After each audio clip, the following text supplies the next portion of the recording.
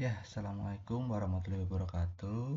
Nama saya Rian Julianto, NPM 1813031043. Nah, di sini saya akan menyampaikan terkait dengan hasil kerja, pembahasan mengenai tugas praktik akuntansi. Baiklah, sekarang sudah di siklus yang kedua, di Craftsman-Taylor. Saya akan menjelaskan di bagian bulan April 2020. Baiklah, ini modulnya. Kita lihat di bagian siklus yang kedua. Nah, di sini dijelaskan Craftsman-Taylor ini merupakan usaha yang menyediakan jasa jahitan. Nah, ini antara lain ada baju wanita tanpa puring, ada baju wanita dengan puring, baju pria tanpa puring, ada juga baju pria dengan puring, celana wanita, celana pria, dan hingga permak baju wanita maupun pria.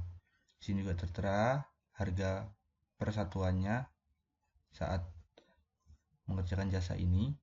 Nah, ini juga Craftsman-Taylor ini dibuka pada awal bulan April 2020 dengan modal awal senilai 200 juta dengan pemilik yang bernama Nona Syahadah. Nah, Craftsman-Taylor ini juga memiliki jahit seragam secara borongan. Craftsman-Taylor memiliki 2 karyawan yang berkompeten di bidang tailor pada bagian jahit. Berikut kebijakannya. Nah, ini kebijakannya akan saya bacakan. Nah, di sini ada aset tetap berwujud, yakni mesin jahit dan juga mesin obras yang mana umur ekonomisnya ini 6 tahun. Masing-masing aset ini dengan penyusutannya menggunakan metode garis lurus tanpa ada nilai sisa. Jadi selama 6 tahun ini akan habis tanpa sisa. Nah, berikut transaksi di bulan April tahun 2020. Nah, pada tanggal 2 April, Nona Syahadah menginvestasikan uang tunai untuk modal awal senilai 200 juta. Nah, di jurnal umum saya masukkan di bagian modal di saldo awal, 200 juta terhadap modal. Nah, pada tanggal 3, Nona Syahadah membeli 3 unit mesin jahit Singer senilai 4 juta dan juga mesin obras Singer senilai 1.300.000 unit. Nah, dari 4 unit ini 3 unit seharga 4 juta ini kita masukkan di sini di mesin jahit menjadi 12 juta dan juga mesin obrasnya itu 3.900.000 karena ada 3 unit. Nah, dilanjut di bulan 4 membeli perlengkapan tailor berupa gunting, penggaris, benang obras, benang jahit, jarum jahit, senilai 1 juta. Di jurnal umumnya masuk di perlengkapan. Seperti ini kelanjutannya.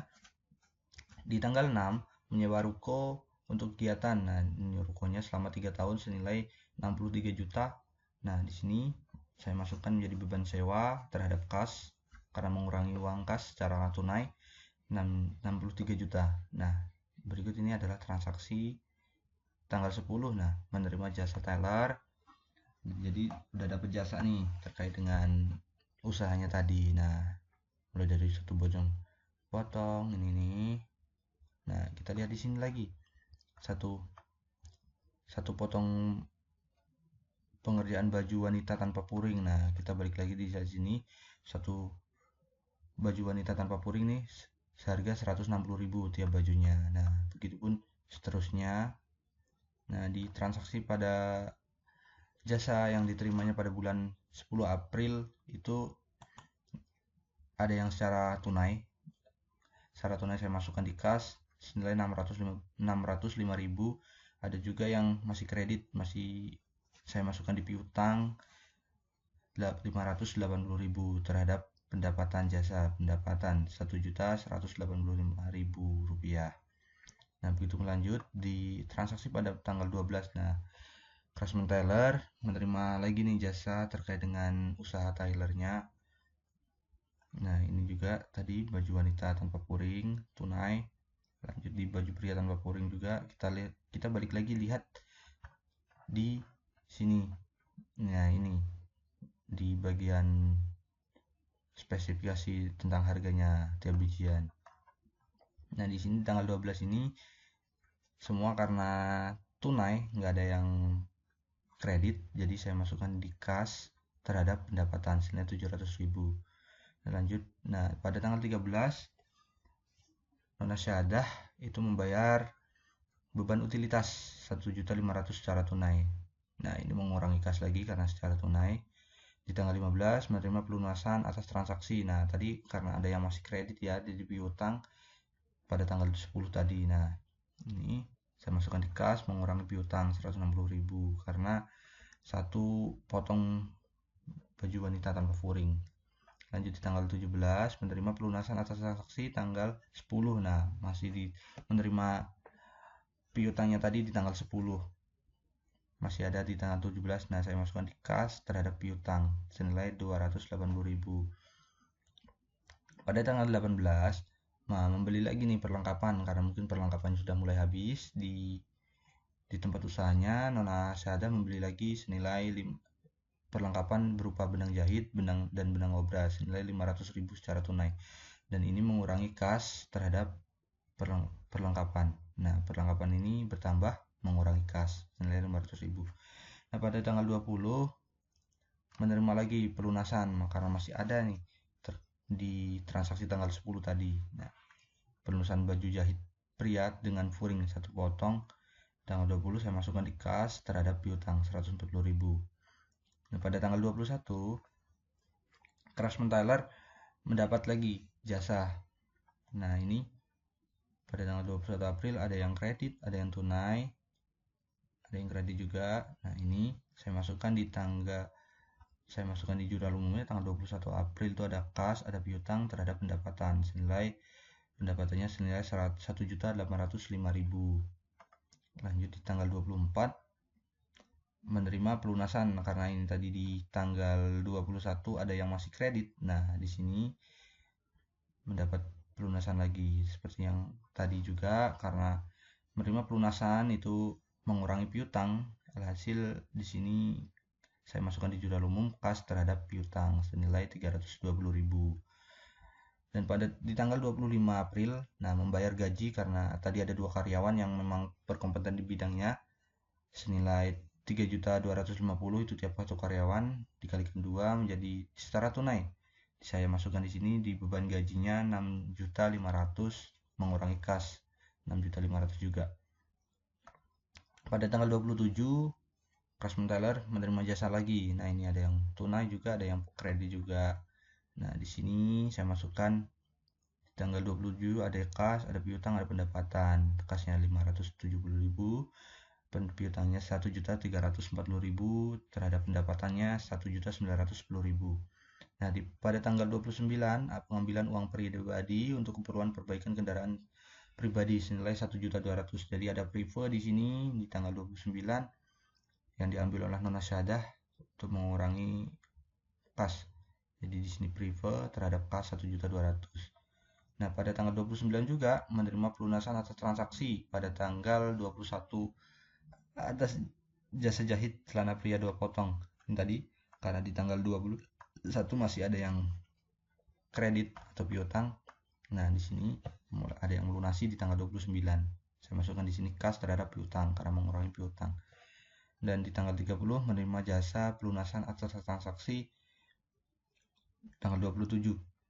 Nah, ini 27 tadi juga masih ada yang kredit. Nah, saya masukkan di jurnal umum kas terhadap piutang. Nah, inilah transaksi di bulan April Craftsman Tailor. Nah, ada informasi data terkait per tanggal 30 April 2020. Jadi, karena sudah berjalan 1 bulan, perlengkapannya tersisa senilai 300.000. Terus penyusutan mesin jahit dan mesin obras. Terus ada sewa yang telah jatuh tempo senilai 1.750.000. Ini nanti dibuat di jurnal penyesuaian. Nah, saya masukkan tadi di buku besar kas transaksi yang mengandung kas yang melibatkan kas pada jurnal umum di bulan April. Saya masukkan di buku besar bagian akun kas. Begitu pun selanjutnya ada piutang, ada perlengkapan, ada mesin jahit juga, mesin obras, modal, prive, pendapatan, beban sewa, beban utilitas, beban gaji. Nah, ini nanti dapatnya di bagian penyesuaian sama jurnal penutup. Nah, ini neraca saldo. Nah, setelah masuk di buku besar, kita total nih kasnya ada berapa. Nah, tadi kasnya ada 114.860.000 dari modal awalnya 200 juta. Sini kas, lanjut tadi tinggal dimasukin semua apa yang ada di buku besar pada saat transaksi di jurnal umum, kita masukkan di neraca saldo per April 2020. Nah, di sini ada balance-nya 205.600.000. Begitupun juga debit dan kreditnya balance. Terus di jurnal penyesuaian. Nah, ini tadi informasi data per 30 April. Nah, perlengkapan tersisa senilai 300.000, jadi beban perlengkapan terhadap perlengkapannya. Kok bisa 1.200.000 nih? Nah, kita lihat di sini. Perlengkapan ada 1.500.000 dan yang tersisa itu hanya 300.000. Hasil perlengkapannya berkurang senilai 1.200.000. Dan mesin jahit juga. Nah, ini karena umur ekonomisnya 6 tahun dan dengan metode garis lurus tanpa sisa. Nah, jadi mesin jahit yang 12 juta tadi disusutkan dalam 1 bulannya itu senilai Rp166.667.000. Begitupun juga mesin obras tadi nilai 1 bulannya per 1.900.000 ya, dari mesin obras 3.900.000 karena ada 3 buah. Nah, ini kita di jurnal penyesuaian dibagi dari 6 tahun per bulannya itu menyusut senilai Rp54.167. Terus ada sewa yang telah jatuh tempo senilai 1.750.000. Nah, ini tadi di bagian sewa apa? Di bagian sewa tempat mana ini Nah, ini menyewa ruko, bagian sewa ruko kan selama 3 tahun itu 63 juta. Nah, dari 3 tahun tersebut kita ngambil di bulan April nih. Di bulan April tuh berapa sewanya tiap bulannya dari 63 juta selama 3 tahun. Jadi di sini tuh tiap bulannya harus membayar sewa 1.750.000 untuk kediaman. Nah, di sini kenapa kok 61 juta malah di jurnal penyesuaian ini? Ya karena ini tadi di sini kan 63 juta dikurangi sewa yang sudah kita bayar 1.750.000. Nah, di sini balance-nya Rp62.670.834 debit dan kreditnya. Nah, di sini di bagian neraca lajur bisa berbesar. Nah, di neraca lajur, nah saya tulis dalam ribuan karena kertasnya tadi lumayan kecil. Nah, ini di kasnya tadi di mana? Di neraca saldo masukkan 114.860.000. Nah, ini nolnya 3 saya hapus karena ini saya buat dalam ribuan. Begitu lanjut, semua akun-akun yang masuk di jurnal penyesuaian maupun di neraca saldo kita masukkan di neraca lajur. Nah, ini tadi di neraca lajur. Nah, sini kita masukkan juga di beban perlengkapan tadi masuk di jurnal penyesuaian, jadi masuknya di sini di bagian debit ini. Nah, masuk. Itu pun juga nah ini 62 juta kan balance-nya. Bener kan, 62.670.834 rupiah. Nah, neraca saldo yang telah disesuaikan jadi kas tinggal geser karena tidak ada penyesuaian, jadi tidak ada pengurangan. Nah, yang ada pengurangan di perlengkapan awalnya itu 1.500.000 karena ada penyesuaian senilai 1.200.000, jadi neraca saldo yang disesuaikan. Nah, di NSD ini sisa perlengkapan itu 300 karena tadi dijelaskan di bagian soal juga perlengkapan yang tersisa di bulan April itu senilai 300.000. Nah, berikut selanjutnya semua masukkan apa yang di sini. Nah, beban sewa juga untuk di sini. Terus di laba rugi. Nah, di laba rugi ini yang masuk di kolom laba rugi itu akun nomor 4 dan 5. 4 dan 5 itu apa? Yakni pendapatan dan juga beban. Masukkan di sini. Loh, kok ini tidak balance? Nah, kita lihat di akhirnya nanti. Dan juga kalau yang di neraca ini, akun yang dimasukkan itu akun nomor 1, 2, dan 3. Karena nomor 2 itu utang nggak ada. Jadi kita masukkan aktiva dan juga modal. Nah, di sini. Ini juga masuk karena akumulasi penyusutan mesin jahit itu termasuk aktiva. Di sini. Oh, ini juga tidak balance. Nah, kita lihat di sini, di bagian ini. Rentang. Nah, balance 5.570.834 rupiah. Nah, di sini. Nah, karena di laba atau ruginya masuknya di debit, alhasil kita tahu bahwa Craftsman-Tailor pada bulan April itu mengalami kerugian senilai 5.570.834 rupiah. Jadi rugi ya. Oke. Lanjut di bagian laporan laba rugi. Nah, pendapatannya cuma 5.600.000 selama 1 bulan. Nah, kepotong sama beban sewa, beban utilitas, beban gaji, beban perlengkapan. Nah, ini ada juga beban penyusutan mesin jahit dan juga beban penyusutan mesin obras. Nah, ini semua yang biaya beban-bebannya ini senilai 11.170.834 rupiah, dan pendapatannya di bulan April itu hanya 5.600.000. Jadi rugi senilai 5.570.834 rupiah.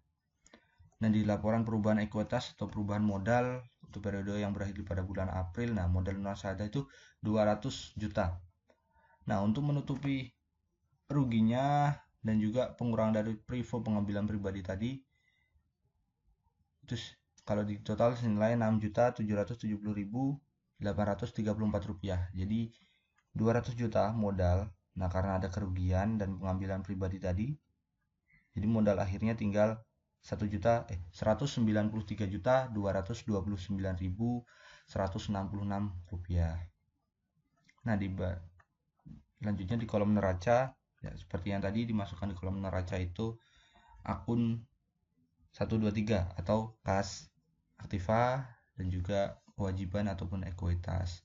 Nah, kewajibannya tidak ada karena tidak ada utang tadi, adanya cuma modal. Nah, jadi dari aset lancar maupun aset tidak lancar ini balance 193.229.166 rupiah. Di jurnal penutup, nah untuk menutupi segala kegiatan yang agar di bulan depannya lagi berjalan sesuai dengan apa ya namanya, agar tidak ada akun-akun yang, nah jurnal penutup ini untuk menutup akun-akun yang memang clear gitu, seperti itulah pokoknya. Nah, ini pendapatan terhadap secara rugi tadi pendapatannya 5.600.000. Nah, beban-beban semua tadi ditutup oleh ikhtisar laba rugi karena rugi ya. Dari di sini modal menutup ikhtisar laba rugi, terus modal juga menutup prive, balance 23.541.678 rupiah. Nah, setelah di